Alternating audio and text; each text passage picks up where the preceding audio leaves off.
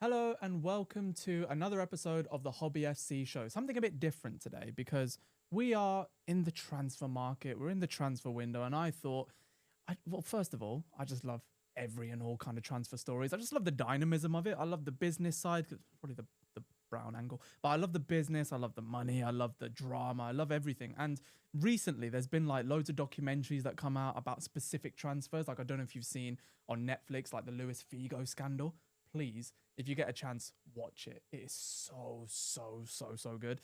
But it kind of tells you like, yeah, we as fans just go on and say, oh, just buy this player, just spend that amount and do all this. And then we play Football Manager basically. And we think, yeah, it's easy. It's not. So much goes into it. And a lot of the time, and I've been saying this season specifically about my team, Manchester United, laugh in the comments, but I've been saying that there needs to be a domino which needs to fall in order for other things to happen in the window, and it needs to be quite a significant one. Well, that got me thinking about one of the biggest and best transfer window domino stories of all time. Three of the biggest transfers ever that were so weirdly interconnected with each other that I had to go ahead and research it to make sure it was true. I learned a lot of weird stuff about it, a lot of cool things. I've condensed it into a story, and I'm going to tell it to you. Simple as that. Because Hobby FC is a place where we talk about some of the best stories, and we also engage with different collections and different types of collectors. And some people just love writing, some people love journalism and love all that sort of stuff. And that forms as part of a hobby as any of the other things we've talked about. That gives you an idea as to how varied this show is going to be. So if you like this video, make sure that you drop a like on it wherever you're watching or listening. Get in the comments as usual and follow and subscribe for more. So let's take you back to the year 2001. This is when Manchester United are kind of in their pomp. Well, if anything, they're in a bit of a transitional period. But compared to the transitional period of today, I feel like we would like a transitional period back then. This was when the European influence on football had really started to take its toll. Because in the late 90s, I would probably say, and most people would say from that era, that Serie A was the place to be. That's where R9 was, Paolo Maldini, all of these other the biggest names in world football, and critically, the most money in world football was to be made in Italian football, which is mad because now they rank third or fourth in the highest of Europe, which is really sad, to be honest. But you still have the giants of Inter and AC and Juve doing their thing. But Manchester United were properly established as one of the best European clubs after Barcelona, Nou Camp, 1999. And of course they would be. It's one of the best stories. It's one of the best ways to win the biggest and most prestigious club competition in Europe. And they did it in a treble-winning year. And they did it with one of the best teams of all time. They still talk about that team to this day.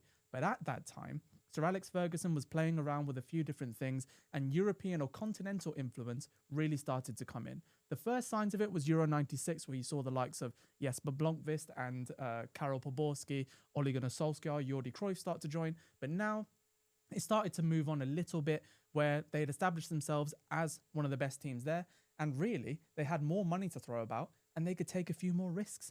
So the Dwight York and Andy Cole era was starting to wane a little bit. That's where you saw my personal favourite, Ruud van Nistelrooy, come into the fore. But also, there were a lot of movements in terms of player finances and player trading, namely the Bosman ruling, which, if you don't know what that is the entire reason why we have free agency in this country. And we have free agency almost everywhere in the world. Because there was a man called Jean-Marc Bosman in 94 who played for, I believe, Standard Liège at the time, who took his club to court because once his contract had ended, he said, I am free to go and negotiate with other clubs. As it turns out, that wasn't the law back then. Back then, you were still owned by the club who weren't even contracting you anymore. And they could demand a fee even if your contract ran out. It sounds stupid now, but it was pretty new age stuff that Jean-Marc Bosman went to the European Court of Human Rights, and he, under the Free Movement of Trade Act, was able to say that I am, this free movement of trade under the European Convention of Human Rights. I should be allowed to move for free and I should be in control of it. And he won. The Bosman ruling still happens to this day. When you see this player goes for a free agent or he's going on a free, they'll say he's going on a Bosman. It's all because of him. And it moved a lot of things, and it moved the needle with a lot of transfers, but it also made things a lot easier and a lot more, well, it made things harder to keep your own players, but easier to facilitate moves because there was always the threat that they would just move for free. And at that time, Manchester United had a certain player by the name of David Beckham. He's also got his own documentary as well. He talks about this in at length. I think it's like the third episode. It's brilliant. Go and watch that as well. Watch Figo, then watch that one. But David Beckham, in case you didn't know, for me, one of the best dead ball specialists of all time, but also one of the most technical players that Manchester United has ever had. Whether it was dead ball, running at pace, or running just with his stamina and the way he was able to get about the pitch, he's one of the best that Manchester United have ever produced. And at that time, he was at a bit of a crossroads in his career where he'd won everything, where things with England weren't going too well, but his profile as his own person and as his own, well, you would say superstardom, was starting to grow. He was dating a Spice Girl. He was doing all these things that Sir Alex really didn't like at the time, and they were butting heads a lot more than he would with the kid who was only 18 years old coming through from the class of 92. But that is what ended up happening. And there was a lot of friction between the two. You saw stories come out that they were shouting at each other, that he didn't like when he cut all his hair off and he threw a boot and it hit him in the eye. All these sorts of things were just the zenith point where it was coming to a head to say he was not going to be playing for Manchester United anymore. Sir Alex knew that he's the kind of guy that he needed to have control over his whole dressing room. No one could feel like they're bigger than the club, and David Beckham might have to go. And there was a certain team that were interested in him, and that team was Barcelona. Barcelona have almost always in the last 20 or so years, before the kind of Messi era and before that, they were living not in the shadow of Real Madrid, but in direct antipathy of Real Madrid. Like Real Madrid, I think if you were to ask anyone, I would say that 90% of people would admit that Real Madrid are the biggest club in the world. And I will admit that quite easily. But Barcelona are easily top 4, top 5 minimum. So you always had this thing, especially in a league like La Liga, with the way that the media are, the way that the press talk about you. Like, it's a lot more of an incessant and a lot more of a fiery media outlets than they would have in most parts of Europe. So when you are constantly compared to the likes of Real Madrid, it's got to burn. And also, I don't know if you know this about Spanish football, you would have heard some of the figures like Juan Laporta or Florentino Perez, but they operate in a presidency system, not the same sort of ownership system that you have in the UK or in other parts of Europe. But when you have a presidency system, what does every president do? They want to come in with promises to say, you elect me, I'll make sure this happens. In fact, Florentino Perez, who was at Real Madrid, one of his main things that he said when he first came to Real Madrid for his first term, elect me and I will get Luis Figo from Barcelona. And that's exactly what he did. But that sort of transfer did not help the balance of power between the two. It basically made Real Madrid look like the big boys and Barcelona look like, come here, little bro, let me have your best player. That is how it looked. And it's not a good look for any football club. But Barcelona were quite shrewd, and they were the first ones to the table to go and get a deal done for David Beckham. However, David Beckham had already been courted by the likes of Real Madrid. So there was always going to be this little fight between the two to see what was going to happen. And in a famous game, where you'll remember it, where R9 came and tore Manchester United a new one at Old Trafford by scoring a hat-trick, Zinedine Zidane walked up to David Beckham, and it's in the documentary, he walked up to David Beckham and he said, you come to Madrid? And that was the first element that he got, or the first inkling that he got, that he might be able to go to Real Madrid. And he said it quite candidly in the documentary at the time. If he was going to move from anywhere from Manchester United, it was going to be to Real Madrid, which is fair enough. It is the biggest club in the world. I'll concede that as a Man United fan. So that was in his head, that he wants to go to Real Madrid. But the only ones that were coming to the table at the time were Barcelona. So all of a sudden, news breaks that Manchester United have agreed a deal with Barcelona for David Beckham, something like 20 odd million pounds, which is a lot of money back then. And David's like, what? I didn't agree to this. And this was before the era where agents had such a massive impact. Now you start hearing personal terms are agreed before a transfer, which just boggles my mind. Back then, transfer agreed, then you go on to personal terms to see if they want to do it. The personal terms didn't get further because all of a sudden Real Madrid came in and said, this is our guy. Because what were they doing? They were doing the Galactico project. I don't even know if that's a project that we can even call it, because it ended up failing. It died a death on the first time of asking. But the Galactico project was essentially, they wanted players who were out of this world. Because I don't know if you know this, Galactico is not even a real word. It's fake Spanish. It's just galactic. So it's an outer world thing. It's something that you don't get on Earth. So Florentino Perez made this Galactico policy all about players that aren't from this world, but all of a sudden he's bringing to the project of Real Madrid, which was becoming more of a commercial institution by the day, the amount of tours they were going on and all this stuff. But having said that, They still got their Luis Figo. They still got their Zinedine Zidane. They still had their Ronaldo. Now they wanted Michelangelo's David, which is David Beckham. And that deal was done very, very quickly. It has to be said. Looking at some of the reports from the time, it was days between agreeing a deal with Barcelona and being pictured with a Real Madrid shirt. That's how quickly that happened. But that left a scorned Barcelona looking for an alternative to David Beckham, and also a Beckham-less Manchester United looking for a replacement. And unfortunately for both of them, well, depending on how you look at it, they happened upon the exact same player. And it was PSG's Ronaldinho. Ronaldinho, we know now, turned out to be one of the greatest players of all time. Turned out to be one of the players where if you're born from that era, he helped you fall in love with football. When I tell you he was that close to playing for Manchester United, I mean it. He really was that close to joining Manchester United. And what changed? The money changed. Ronaldinho even has a documentary. All of these guys have got documentaries on FIFA Plus. Go ahead and watch that as well. All the links are going to be in the description wherever you're watching or listening. Go and watch them all because it's brilliant.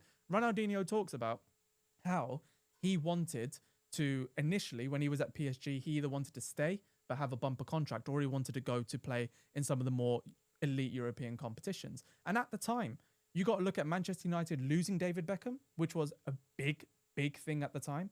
And they were struggling in Europe massively after 99. They didn't reach those heights until we got to 2006, 2008. So you're thinking, okay, what happens now? He chose Barcelona because there was a clear project at that time to build this franchise of Barcelona, of taking on Real Madrid, on taking on the Galacticos. They were going to build that around Ronaldinho. And it ended up working because they sold him the dream. It was a new president again, Laporte. They sold him the dream, and there he was on his way to Barcelona. In fact, the whole thing was shrouded in so much secrecy, and it was so... They would never do this, by the way, again. But his debut had to be moved to like 10 p.m. at night in La Liga just so they could facilitate him being there while his work permit was being sorted out by Paris Saint-Germain, who were dragging their heels the entire time. Because obviously you would. He was their best player as well. So Ronaldinho's gone there. And Manchester United at this point are at the 11th hour. They're thinking, what the hell do we do now? We've lost our number 7. He's gone to Real Madrid. The guy that we thought would come in and would be the perfect replacement, which really he would have been in the Premier League at that time. Ronaldinho, he's gone to Barcelona. The 3 biggest teams in the world are jostling for the same players, and Manchester United have lost out twice. What the hell do you do now? And this was coming at a time, it was only 2 or 3 years before Ferguson would announce that he would want to retire. It was at a really, really stickling and weird point for Manchester United, and they needed to act fast. Well, lo and behold, a unassuming Portuguese man by the name of Carlos Queiroz, who not only went on to manage Real Madrid during the Galactico era, but also was a solid confidant for Manchester United and for Sir Alex Ferguson. He came in and said, you know what? Due to my contacts in Sporting, I've heard that there's this kid that Sporting Lisbon have. And he's only 17, 18 years old, but I reckon he could be doing something. And his name was Cristiano Ronaldo. I'm telling you this now. If Barcelona didn't sign Ronaldinho, and if Beckham didn't go to Real Madrid, Cristiano Ronaldo would not have come to Manchester United. All 3 of those transfers were interlinked, to the point where Ronaldo was already being offered to Real Madrid, and they wanted to wait until he was 18. And there's all this talk that he could have gone to Arsenal as well. And they did have talks, but it wasn't as far along as the one with Manchester United. But Carlos Queiroz went into Sir Alex Ferguson's office, and he said, it's written in his book, and he said, there's this kid at Sporting, and we're deep into pre-season by this point. He wanted to organise a pre-season fixture between Manchester United and Sporting to do 2 things. One, to open their new stadium, which had just opened for that forthcoming season, but also to get a good look at Cristiano Ronaldo, because he knew Arsenal was sniffing around, but this was just after they went on and won the Invincible year. So it's not like they were quick to go for anybody else. They seemed pretty set with who they had. But then Sir Alex was like, okay, go on then. And there's another name I should mention in this story, John O'Shea, who got absolutely torn a new one by this weird, like, noodle-haired Portuguese, like, freckle-having Portuguese winger who just battered him and just turned him in and out and made sure that this ground, by the way, which wasn't really fit for purpose, you could tell they did this quite quickly. It was like a messed up ground. It was bobbly. It had ticker tape everywhere. And he was still the star of the show.